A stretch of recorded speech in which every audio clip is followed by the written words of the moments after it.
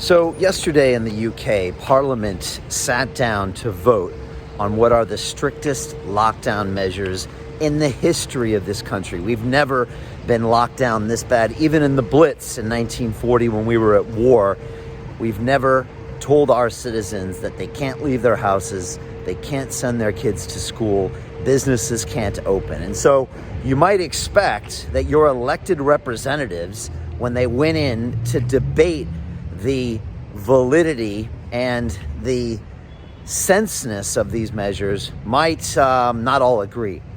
And at the end of the day, the vote was 524 to 16 in favor of the most strictest lockdown measures this country has ever seen. Let me ask you, do your elected officials represent the way you feel? I have a question to ask. If we put this out for a public referendum right now, what percentage of the people in this country would vote for these Tier 5 national lockdown restrictions? You tell me. I don't think it would be 90-10, what we just saw happen in Parliament. I think it might be more like 60-40 or 50-50 or maybe even 60-40 against, which makes me wonder, what is your representative doing? Because they're clearly not representing you. And so if they voted in a way you didn't feel was correct yesterday, I highly recommend you write them, you email them, and you ask them why. Because our elected officials should represent us and our interests and our children and our mental health and our long-term economic future. That's not what they're doing right now. They're making short-term decisions that are not viable. And the cost benefit of this is 10x, 50x in the wrong way, as in it's going to cost us more because of this lockdown. Another thing that they slid through yesterday in the vote in Parliament was these 6-week term lockdown has now been pushed out almost to April. So it became 3 months, and that wasn't mentioned to the public at first. And so again, these measures, which are extreme and are damaging us every single day, have now been pushed even further. And we can expect this until April, July, October, 2022, 2023.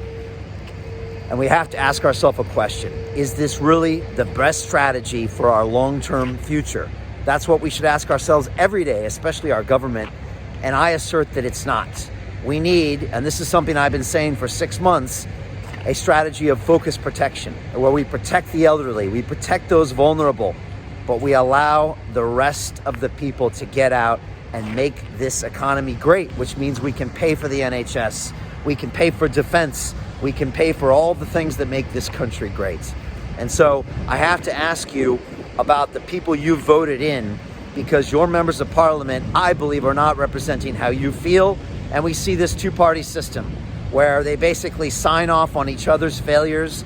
They go back and forth. Every 4 years, they switch sides. And in the meantime, they pursue their agendas, their backroom deals, their corporate interests, and you, as the citizen, never get represented. And we're seeing that happen right now. And now this is serious. It's not just, an economic issue. It's not just a human rights issue, a civil rights issue. Now it's the future. Your children can't go to school. We can't do business. You won't have money. And then there'll be even more dependence on what this government wants to give you. It's a dangerous situation.